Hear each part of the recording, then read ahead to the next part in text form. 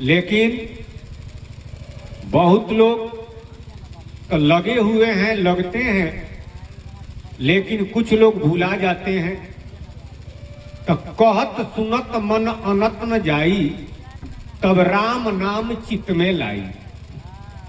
कहा जाता है, सुना जाता है, तो मन उसमें लगता है। जो संसार में लगा हुआ है उससे हटकर प्रभु के नाम में लगता है, इसीलिए कहा जाता है और सुना जाता है।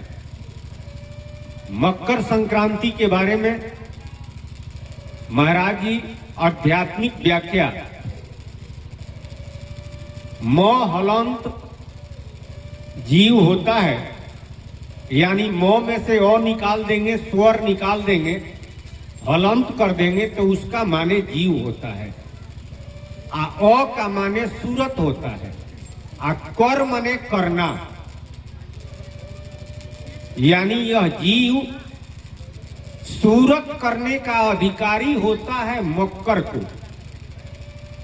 तो मकर आज नहीं है, आज संक्रांति है। संक्रांति का माने होता है सामूहिक आंदोलन। जिस तरह से देश गुलाम था, तो स्वतंत्रता प्राप्त करने के लिए, अंग्रेजों से स्वतंत्र होने के लिए भारत की जनता आंदोलन की। खास करके गांधी जी के नेतृत्व में सफलता मिला और हमारा देश आजाद हुआ। गांधी जी की इच्छा थी कि राम राज्य की स्थापना करें, लेकिन तब तक वो मारे गए। दिल में यह खटकता चला गया और सर को पटकता चला गया। राम राज्य की स्थापना तो नहीं हुई, लेकिन देश स्वतंत्र जरूर हो गया। प्रजातंत्र में जनता ही मालिक है।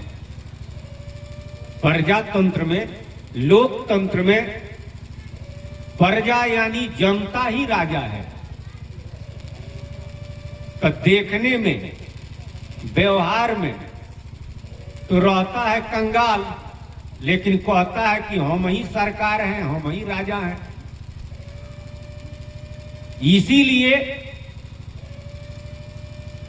संतों का विचार है, और खास करके सतराम बाबा सतगुरु की, कि आध्यात्मिक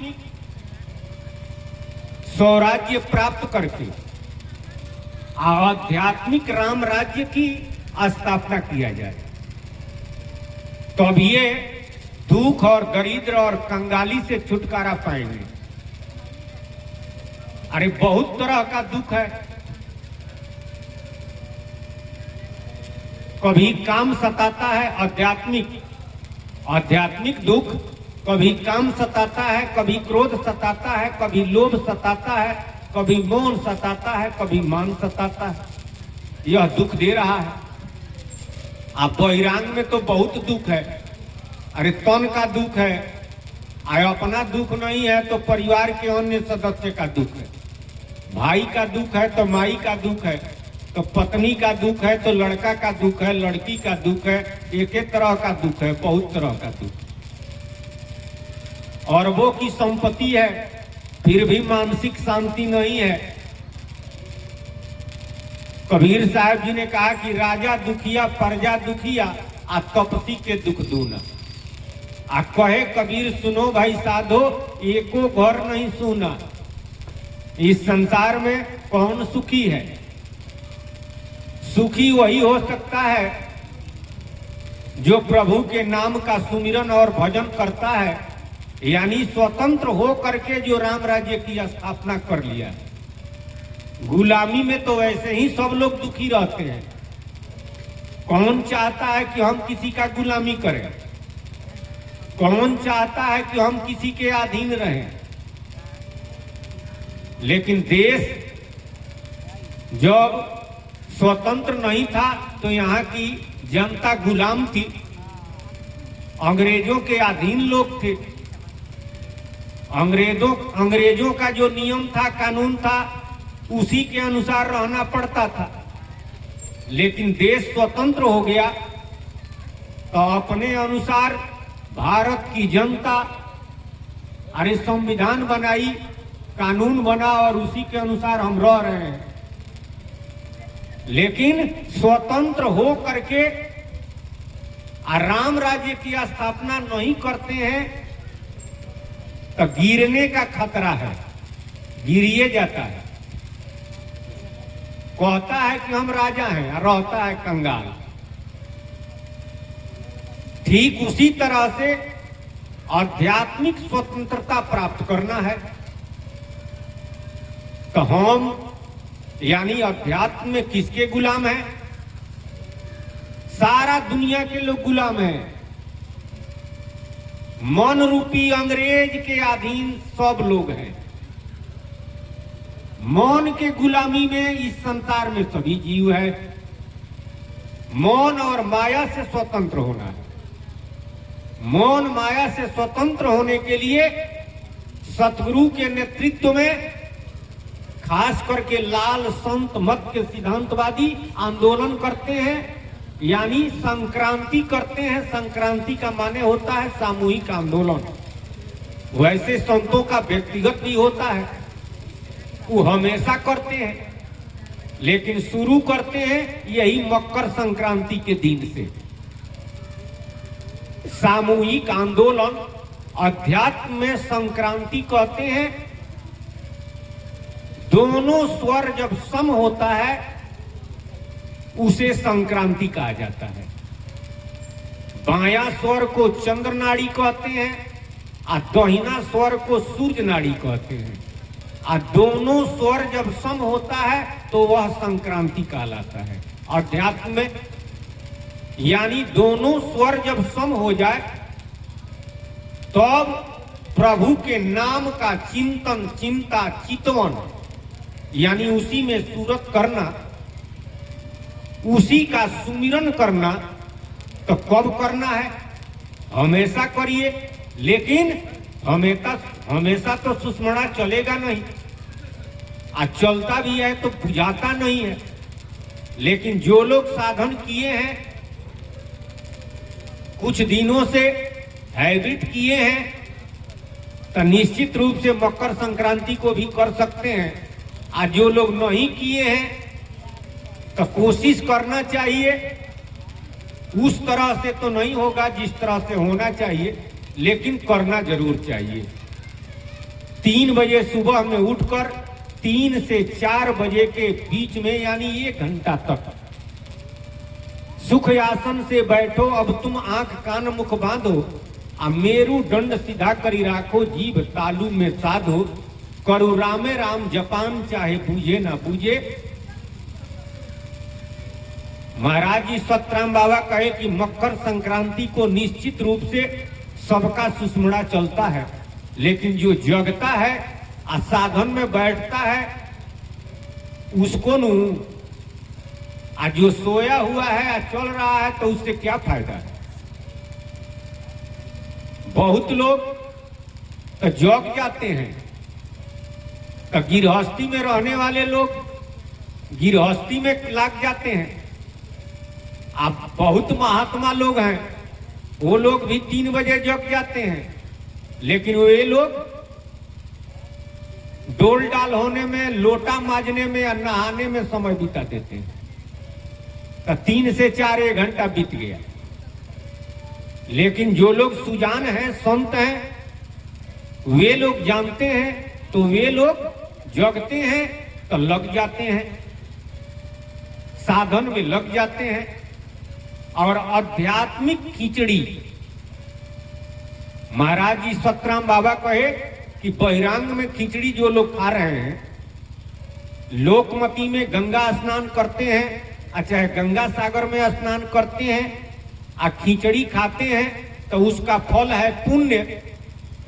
पुण्य के प्राप्ति होती है और उससे स्वर्ग मिलता है। लेकिन स्वर्ग सो अल्प अंत दुखदाई, थोड़े दिनों के लिए है, परमानेंट के लिए नहीं है। फिर 84 लाख योनियों में आता है। तब कौन गंगा सागर में स्नान करे? कौन खिचड़ी खाएं कि हम भवसागर से पार चले जाएं। तो अध्यात्म में जमुना स्वर को गंगा मिलावे आ राम राम कहता ही नहावे। कह कबीर यह अद्भुत ज्ञान आ पारखी गुरु बिनु को न जाना, तब आत्म पद पावे। अध्यात्म में जमुना स्वर यानी बायां स्वर को, गंगा यानी जमुना स्वर यानी दहिना स्वर, आ गंगा यानी बायां स्वर। तब दहिना स्वर को बायां स्वर में मिला दीजिए। जब दोनों स्वर मिलता है, सम होता है, जिसे सुषमणा कहते हैं, उसी को संक्रांति कहा जाता है। जोगी लोग सुषमणा कहते हैं, लेकिन यहां अध्यात्म में उसी को संक्रांति कहते हैं। आप वहां पर राम नाम का सुमिरन, लेकिन खाना है खिचड़ी। तो अध्यात्म में, आध्यात्मिक गंगा में, आध्यात्मिक गंगा सागर में स्नान करने के बाद कौन खिचड़ी खाएंगे? बाहर वाला गंगा में स्नान करके बाहर वाला खिचड़ी खाते हैं, दाल चावल नमक मिलाकर। लेकिन आध्यात्मिक गंगा में स्नान करके आध्यात्मिक खिचड़ी खाना है। तो उसके बारे में महाराज जी कहे कि र अक्षर चावल है जानो, म अक्षर दाल बखानो, आ अक्षर नमक है भाई, आ चित पतकी में राख पकाई। र म यह दाल और चावल है, और उसमें जो आकार है वह नमक है। तो दाल चावल नमक मिल गया, अब उसको पकाना है। तो कहां पकाएंगे? चित पतकी में राख पकाई। अध्यात्म में चिंतन करना, उसको पकाना है। अब खिचड़ी जब पक गई, तामे सूरत घी मिलावे। अब उसमें घी मिलाइए, यानी उसी में सूरत लगाना, घी मिला देना है। तामे सूरत घी मिलावे, अब प्रेम दही संग खुश हो खावे। अब खुश होकर के खाइए, खुश खाना है खिचड़ी। तामे लौन मिलाए, आ देख बिरानी चूपड़ी, जी को मत ललचाए। दही मिलाइए, तब प्रेम दही संग खुश हो खाई। आ यह खिचड़ी खावे कोई कोई, सब लोग तो नहीं खाएंगे। जो लोग सत्संगी हैं, राम राम, वे ही लोग खाते हैं। यह खिचड़ी खावे कोई कोई, आ जो यह खिचड़ी खावे ताके जरा मरण न होई। तो कौन खाता है? लाल संत नित निस्दिन खावे। लाल संत मत के सिद्धांतवादी नित माने रोज, या निस्दिन माने अध्यात्म में निस्दिन कहते हैं सुषमणा को। एक एक का कोई नाम है। बायां स्वर को रात कहते हैं, और दहिना स्वर को दिन कहते हैं।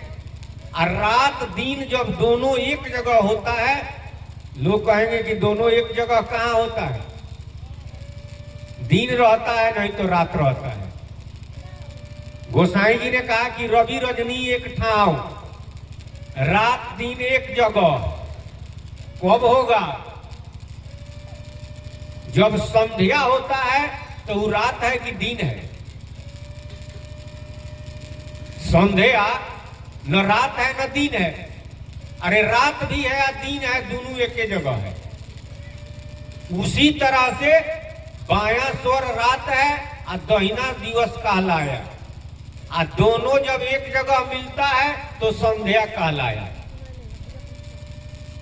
तो नित निस्दिन, रातों दिन यानी संध्या यानी सुषमणा से कौन खाता है? लाल संत नित निस्दिन खावे, वह रोज खाता है। तो जन्म मरण सदा छूट जाई, आवागमन से वह मुक्त हो जाता है। लेकिन इस भेद को कौन बताता है? पारखी गुरु बिनु को न जाने, बिना सतगुरु सत्य नाम नहीं जाने। आ निर्गुण सरगुण कही कही बिना सत्य गुरु के सत्य नाम राम नाम, चाहे आध्यात्मिक खिचड़ी सच्चाई से वह नहीं खा सकता है। अब यहाँ सच्चाई और झूठाई की बात है। जो लोग सच्चाई से खाते हैं निश्चित रूप से प्रारब्ध मिटता है, आप भवसागर से पार जाते हैं। आज जो लोग 3 बजे जग तो जरूर गए, बहुत लोग तो सोए रहते हैं, जग गए लेकिन आध्यात्मिक खिचड़ी नहीं खाए, इधर उधर के चिंतन में लगे रहे, तो समय तो बीत गया, और जो बीत गया वो लौटेगा नहीं। पल पल व्यर्थ बितावे, पल पल व्यर्थ में बीत रहा है, इस पर हम विचार नहीं करते हैं। लेकिन जब सतगुरु मिलते हैं, पारखी गुरु मिलते हैं और सतगुरु के शरणागत होता है, तो अब इस भेद को जानता है और जान करके वह उस राह पर चलता है। तो सतगुरु कब मिलते हैं और सतगुरु कहते किसे हैं? अरे गुरु तो इस संसार में बहुत है, गुरु गुरु में भेद है, गुरु गुरु में भाव, सोई गुरु बंदिए जो शब्द बतावे दाव। उस गुरु की वंदना निस्दिन करनी होती है जो शब्द का दाव बतलाता है। गुरु हैं 4 प्रकार के अपने अपने ढंग, गुरु पारक दीपक गुरु मल्यागिरी गुरु भृंग। गुरु हैं 4 प्रकार के अपने अपने ठौर, शब्द विवेकी पारकी गुरुओं में श्रीमौर।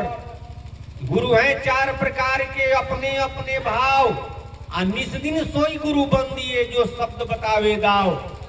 उस गुरु की वंदना निस्दिन करनी होती है जो शब्द का दाव बताते हैं, क्योंकि जब तक शब्द का भेद नहीं जानेंगे, शब्द का विवेक नहीं होगा, तब तक आप सच्चाई के साथ प्रभु के नाम का सुमिरन नहीं कर सकते हैं। शब्द बिना साधु नहीं, द्रव्य बिना नहीं साव, प्रेम बिना भक्ति नहीं, चाह बिना नहीं राह। आध्यात्मिक शब्द का विवेक तभी होगा जब सतगुरु या पारखी गुरु मिलेंगे, तभी आप पक्का साधु हुए। साधु होना चाहो तो पक्का के संखेल, कच्चा सरसों पेड़ के खरी भया न तेल, न उखड़िए होगा न तेले होगा। इसलिए पक्का बनना है, अब बनना चाहिए पक्का ही, क्योंकि यह मानव तन दोबारा नहीं मिलेगा, अब मिलेगा भी तो कब मिलेगा इसका कोई ठिकाना नहीं है। करुअर जो पत्ता जरे बहरी न लागे डार, दुर्लभ मानुष जन्म है देह न बारंबार। सुर दुर्लभ नर्तन भारत में बार बार न पई हो, अब की बाजी हार गए हो तो सिर धूनी धूनी के पछतई हो। माथा पटक पटक कर रोना पड़ेगा, तो उस समय के पछताने से कोई फायदा नहीं होगा। इसलिए पक्का के साथ खेलिए। तो पक्का के साथ कब खेलेंगे? आपका मौन सांच कब होगा? सच्चाई के साथ सुमिरन कब करेंगे? जब सतगुरु के शरणागत होंगे।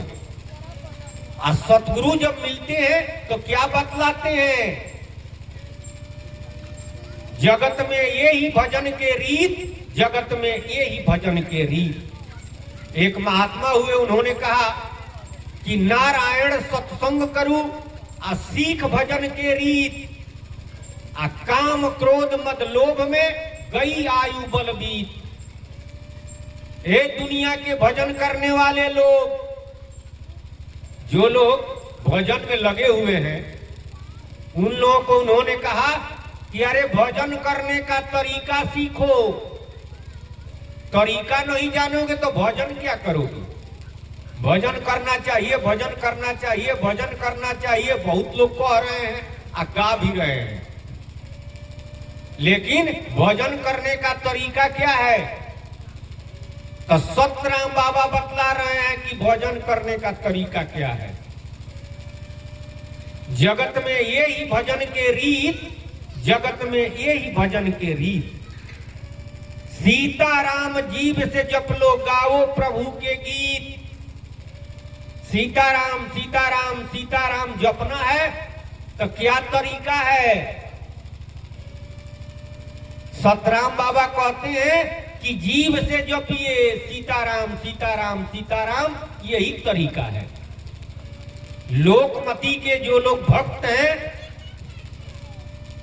भगवान के नाम चाहे सीताराम जी के नाम सीताराम सीताराम जपते हैं, उन लोगों का साधन जीवीय है। वैसे हर जीव को साधन मिला हुआ है, लेकिन उस साधन का विवेक नहीं है तो उस साधन का उपयोग नहीं करता है। सबको कौन साधन मिला हुआ है? प्रभु के तरफ से सबको साधन मिला हुआ है। साधन माने होता है सवारी। अरे यहां से कहीं जाना है तो उसके लिए कोई सवारी चाहिए। ठीक उसी तरह से प्रभु से मिलन करना है तो उसका साधन क्या है? तो मालिक के तरफ से मिला हुआ है, लेकिन उस साधन का विवेक नहीं है तो दूसरा साधन का उपयोग करता है। सबको साधन मिला हुआ है। सूरत, यह मनुष्य शरीर साधन का धाम है और साधन सूरत है और साध्य प्रभु का नाम है और साधक यह जीव है और सिद्धि भवसागर से पार सतलोक की प्राप्ति है। लेकिन इस बात का विवेक जो सतगुरु के शरण में है उन्हीं को है। जो लोग सतगुरु के शरण में नहीं है, अरे गुरु इस संसार में बहुत है, तो लोकमती के जो गुरु हैं उस साधन क्या बतलाते हैं? जीव। और उस सिद्धांत के अनुसार वही साधन भी हुआ। तो सीताराम सीताराम जीव से जप लो, यह भजन करने का तरीका है। लोकमती के अनुसार सीताराम सीताराम जपना है तो जीविये से जपा जाता है। गाओ प्रभु के गीत, राम राम, प्रभु का गीत गाइए। मन से ओम ओम को जप लो। वेदमती है नीत, जगत में यही भजन के रीत, जगत में यही भजन के रीत। और दूसरा, उससे जो लोग आगे बढ़े हुए हैं वे लोग ओम जपते हैं। ओम वास्तव में ओम का ही रूपांतर यह जगत और जोनी है। राम राम। जितना रूप है, चाहे भगवान का रूप हो, चाहे आपका रूप हो, शरीर संसार जो दिखाई दे रहा है, चाहे देवी देवताओं का रूप हो या शरीर कहिए, सब ओम से ही बना हुआ है। अध्यात्म में उसी को ज्योति कहते हैं, प्रकाश कहते हैं, डिवाइन लाइट कहते हैं, इलाही नूर कहते हैं। जो गीता में भगवान ने कहा वह एकाक्षर ब्रह्म, तो उसको कैसे जपना है? मन से ओम ओम को जप लो। राम राम। मौन से जपना है, यह तरीका है। क्यों मन से जपना है? अध्यात्म में मन पर पंची मने निरंजन, मन है ओंकारा। तीन लोक का मन है राजा, मन से को न न्यारा। ओंकार ओम मनवे का नाम है। अध्यात्म में ओंकार मोने का नाम है। बहिरंग में राम राम। पूरे भवसागर का मालिक, संसार का मालिक मोने है। अरे भगवान निरंजन पर ब्रह्म, पार ब्रह्म के मौन के रूप है, तो मौने न हुए। राम राम। पार ब्रह्म के मौन के रूप निरंजन भगवान है, जिनको पर ब्रह्म कहा जाता है। तो पूरे भवसागर के राजा हुए हैं, संसार के मालिक हुए हैं। अब पार ब्रह्म तो भवसागर से पार है, उनसे अलग है। तो मौने का भजन करते हैं तो कैसे करते हैं? मौनवे से करते हैं। यानी मन का ही नाम ओम है, तो मन से ही भजन करेंगे। तो अब लोग कहेंगे कि सीताराम सीताराम जीव से क्यों करते हैं? राम राम। सीताराम तन का नाम है, सीताराम देहिए का नाम है, मन का नाम नहीं है। सीताराम जीव का नाम नहीं है, सीताराम तन का नाम है। आप कहेंगे कैसे? राम राम। अरे भगवान का अवतार होता है, यहां अयोध्या में तो नाम राम पड़ता है, और आदि शक्ति का अवतार होता है तो नाम सीता पड़ता है। और वही अवतार जब द्वापर में होता है उसी भगवान का तो नाम कृष्ण पड़ता है, और उसी आदि शक्ति का आगमन होता है तो उनका नाम राधा पड़ता है। तो इस स्वरूप का नाम है कि देह का नाम है? भगवान कभी कच्छ बनकर आते हैं, कभी नरसिंह बनकर आते हैं, कभी मछ बनकर मछली, कभी बराह बनकर। तो भगवान मछली है, राम राम, कछुआ है, भगवान नरसिंह है, बराह यानी सुअर है। अरे देह का नाम है, भगवान के स्वरूप का नाम नहीं नु है, ये सब देहिए का नाम है। ठीक उसी तरह से त्रेता युग में जब भगवान का अवतार होता है तो नाम राम पड़ता है, तो देहिए का नाम पड़ता है। वही आदि शक्ति का जब आगमन होता है जनकपुर में तो देहिए का नाम सीता धरा जाता है, देहिए का नाम सीता रखा जाता है। तो सीताराम तन का नाम है, इसलिए तोने से जापा जाता है। ओम मन का नाम है, इसलिए मन से जपा जाता है। तो जो लोग सीताराम जपने वाले हैं, लोकमती के हैं, उनके लिए साधन जीव है। आज जो लोग वैदिक सिद्धांत के हैं, ओम जपने वाले हैं, उन लोगों का साधन मन है। साधन तो सबका सूरत है, लेकिन सूरत का विवेक नहीं है। अपना उस साधन तन बनाए हैं और वह अपना साधन मन बनाए। उन लोगों के लिए भजन करने का तरीका भी यही होगा। तो राम राम। मन से ओम ओम को जप लो, वेदमती है नीत। सोहंग नाम जपो श्वासा से, श्वेत संत मत मीत। अब इससे आगे बढ़े हुए जो ज्ञानी लोग हैं, वो लोग ना तन का नाम जपते हैं ना मन का नाम जपते हैं। यानी सीताराम नहीं जपते हैं, देवी देवताओं का नाम नहीं जपते हैं, ओम नहीं जपते हैं। तो क्या जपते हैं? न तन का जपते हैं, न मन का जपते हैं, बल्कि अपना ही नाम जपते हैं। स्वरूप का नाम, जीवात्मा का नाम। वे कहते हैं कि जीवात्मा ही परमात्मा है, जीव ही आत्मा है, आत्मा ही जीव है, और परमात्मा है। और जब जीवात्मा ही परमात्मा है तो हम ही जीवात्मा है, तो हम ही परमात्मा है। कबीर साहब कहे कि ज्ञानी से कहिए क्या, माने नहीं शंका। इंद्रिन केरा बस पड़े, भोगे नरक निशंका। अंत में इंद्रियों के बस में होकर के नरकगामी होता है। अरे बहुबंधन ते बाधिया एक बेचारा जीव, काबल छूटे आपनो जो न छोड़ावे पीव।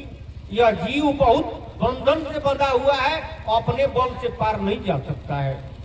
लेकिन जो कहता है अहं ब्रह्मास्मि, हम ही ब्रह्म है, हम ही भगवान है, तो वो भगवान का पटीदार बना है, भगवान उसका मदद नहीं करते हैं। अरे आप ही जब भगवान है तो अपना मदद करिए, तब बंधन से छुटकारा नहीं होगा। लेकिन भोजन करने का तरीका उस सिद्धांत के लोगों का क्या है? सोहंग नाम जपो श्वासा से, श्वेत संत मत मीत। सोहम असुहम। सोहम का मतलब होता है जो वह है वही मैं हूं। तत्त्वमसि प्रज्ञानम ब्रह्म अहम ब्रह्मास्मि, यह वेदांत का महावाक्य है। इसका माने होता है मैं ही ब्रह्म हूं, मैं ही ब्रह्म हूं, मैं ही ब्रह्म हूं। वास्तव में यह जीव ब्रह्म नहीं है, बड़का भ्रम लगा हुआ है। जीव और ब्रह्म का भेद जब जानेगा तो भी भ्रम छूटेगा, और जब तक भेद नहीं जानेगा तब तक भ्रम में ही रहेगा। सोहम सोहम कही कही मरता, बांध गर्भ में डारो। सतराम बाबा कहे कि सोहम सोहम करके मरता है और फिर गर्भ में आता है, गर्भ से छुटकारा नहीं होता है। श्वेत संत मत वेदांत बतावत, आ सोहम शब्द उच्चार, आयावागमन सदा नहीं छूटे सदगुरु के उपचार। सदगुरु लोग उपचार करते हैं, बीमारी लगी हुई है तो दवा दे रहे हैं। अरे जितने वैद्य हैं, डॉक्टर हैं, सब लोग इलाजे में लगे हुए हैं। बीमारी ठीक हो रहा, बीमारी को ठीक कर रहे हैं दवा दे करके। लेकिन ये सबसे बड़ा बीमारी है जन्म लेना मरना। इस रोग से छुटकारा कौन कराता है? तो सदगुरु लोग भी दावा करते हैं कि इस रोग से हम छुटकारा कराएंगे, लेकिन सतराम बाबा कहते हैं कि वो लोग भी इस रोग से छुटकारा नहीं कराते हैं। क्या कराते हैं? अरे जहां से जीव आया है वहां तक का साधन कर देते हैं, उपाय बतला देते हैं। लेकिन जिस तरह से यह जीव संसार में आया फिर उसी तरह से इस संसार में आएगा। पहले भरम नैहर में लकी प्रकाश में ब्रह्म बना, और दूजे भरम देह का भाई माया का रूप बना। तीजे भरम नारी है मेरी, बेटा बेटी मेरी है। तीजे भरम नारी है मेरी, और बेटा बेटी मेरा है। यह है मेरा वह तेरा, यही विधि माया घेरी है। इसी तरह से इस संसार में आकर जन्म लेता है और मरता है। वास्तव में उन लोगों का भी साधन सूरत है, लेकिन इस बात का विवेक नहीं है तो वो अपना साधन क्या बतलाए हैं, क्या बनाए हैं? श्वास। जो लोग वेदांती हैं, संतमती के हैं, उन लोगों के लिए साधन श्वास है। तो श्वास से सोहम जपते हैं। वास्तव में उसका नाम है सुहम। चेतन अमल सहज सुख राशि। यह जीव चेतन है, सहजे सुख के राशि में रहने वाला है। लेकिन अपने को जब स्वामी मान लेता है तो स्वामी बन के रहो तो घनी पड़ेगी मार। आ सुहम को सोहम कहे ऐसा संत गंवार। कबीर साहब जी कहे कि वो संत है लेकिन गंवार है।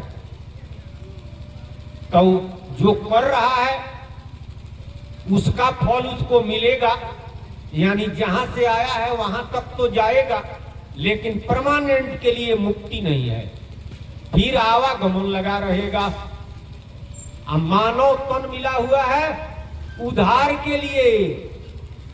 तो बहुत लोग तो सुधार में लगे हुए हैं, सुधार भी नहीं होता है। बहुत लोग प्रमोशन में लगे हैं, तो प्रमोशन हो जाता है, सबका प्रमोशन नहीं होता है। लेकिन सतराम बाबा आए हैं उधार कराने के लिए। कैसे उधार होगा? तो सतराम बाबा के संदेश को, सतराम बाबा के उपदेश को जब सुनेंगे या मानेंगे तब होगा। लाल संत मत वेदांत कहावत, करी सतगुरु पुकार। लाल संत मत के सिद्धांतवादी जो लोग हैं उन लोगों को उपदेश करते हैं सतगुरु। क्या उपदेश करते हैं?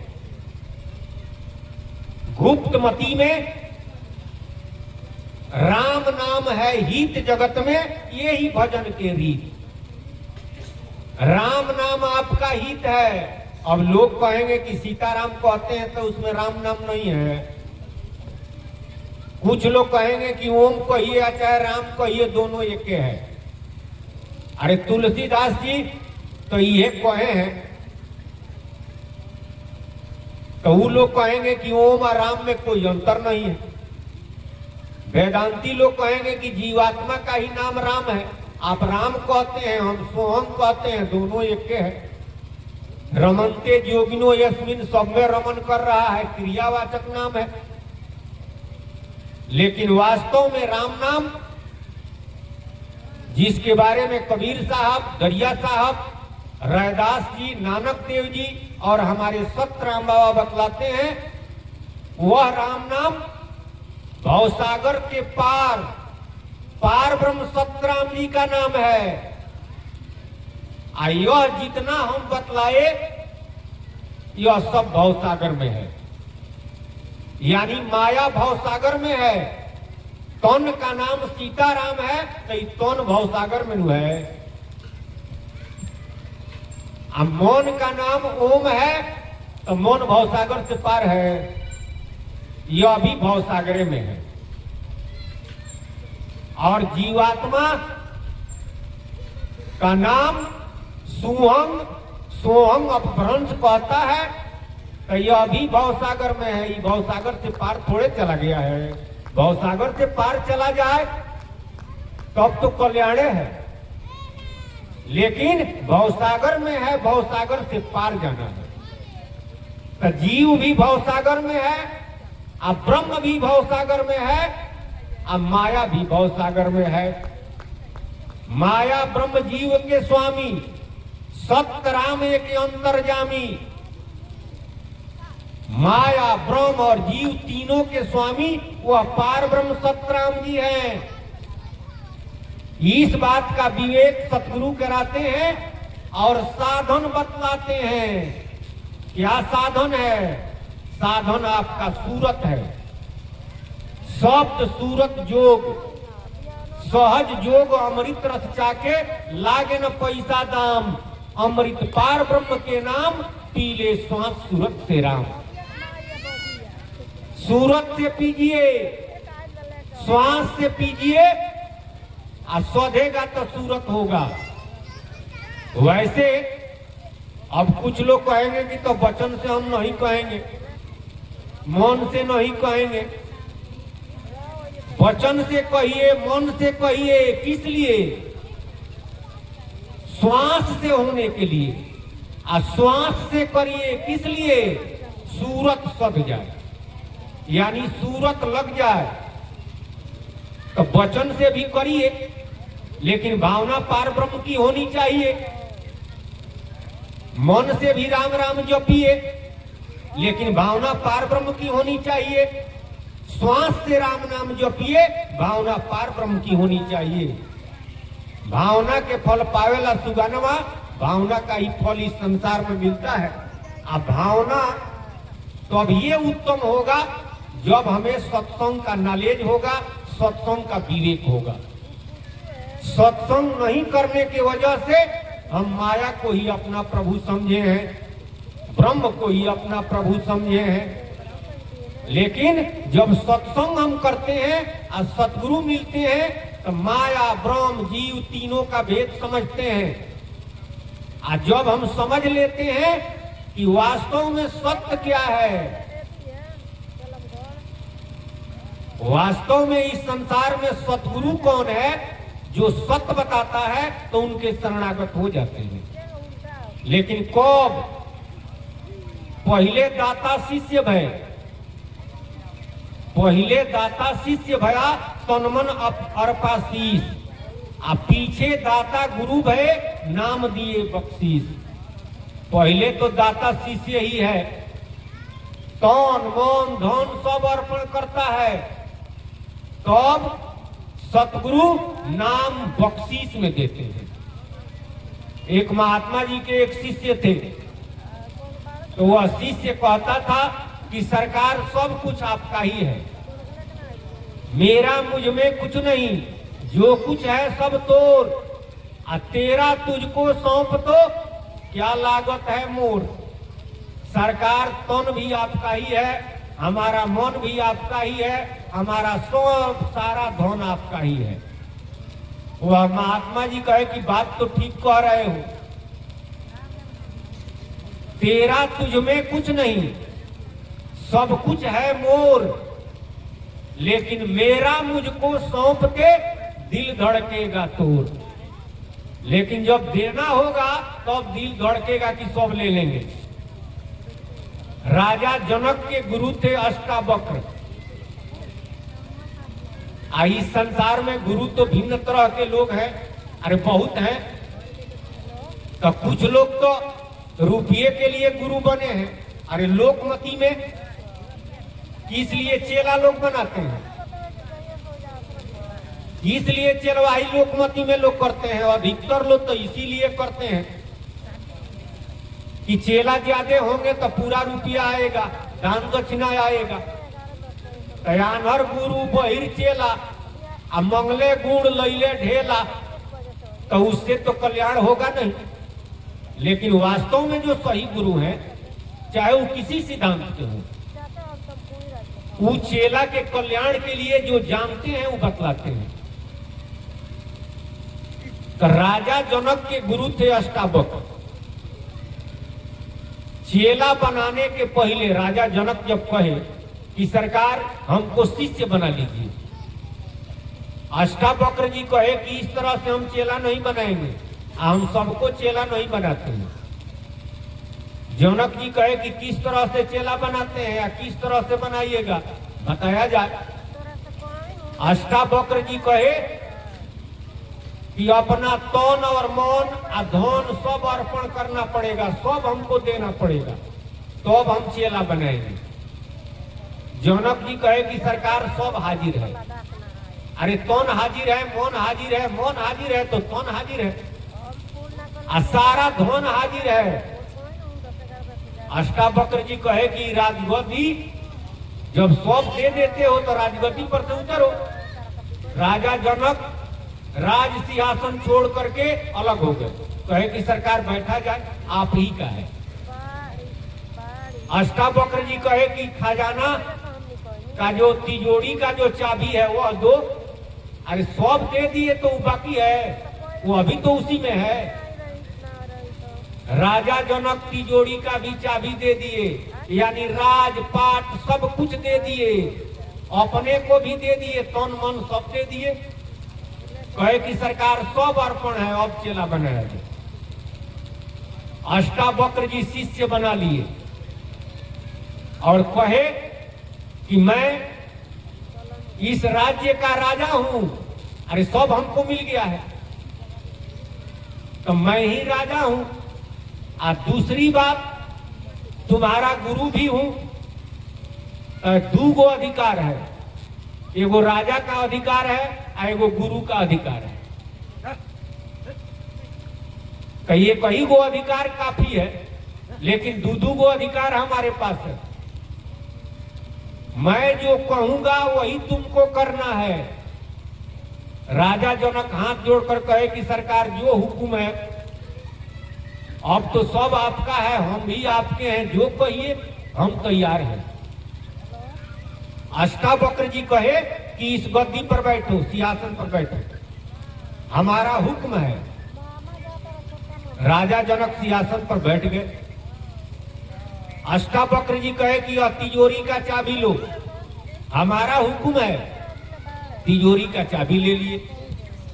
अष्टावक्र जी कहे कि अब राज्य का कारभार देखो, राज्य चलाओ, ये हमारा आदेश है, लेकिन यह मत पूछना कि हमारा है, यानी तुम अपना मत पूछना। यह सारा राज्य हमारा है, राजगद्दी हमारा है, सिंहासन हमारा है, तिजोरी हमारा है, धन हमारा है, सब हमारा है, और तुम भी हमारे ही हो। तुम अपना मत समझना, तुम यही समझना कि सब हमारे गुरु जी का है। हम आदेश देते हैं, तुम राज्य का कार्यभार संभालो और राज्य चलाओ। तो गुरुजी कुछ लिए आ छोड़े क्या, सब कुछ ले लिए, आ लिए क्या, कुछ भी नहीं लिए। तो वैसे गुरु मिलते हैं, चाहे वो जिस सिद्धांत के हो, तो उस क्लास का विवेक तो सही होता है, उस क्लास का जो फल है वह मिलता है। लेकिन उससे आगे सभी गुरुओं के सिरमौर गुरु सतगुरु है, तो वो क्या ले लेंगे? वो तो सबके स्वामी है। हमारे पास और आपके पास जो है सब उन्हीं का है, पहले ही से है। भरम बस हम समझ रहे हैं कि ये हमारा है, ये हमारा है। अरे सब उनको सौंपिए, सब उनको सौंपिए, अपने को भी उनको सौंपिए। तो उनका हमारे पास जितना बल है उसी के अनुसार नु अपने धन का रक्षा करेंगे। हमसे बरियार कोई मिल गया लौंड,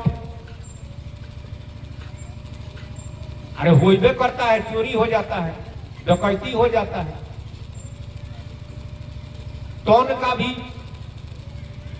हरण हो जाता है, मर्डर हो जाता है।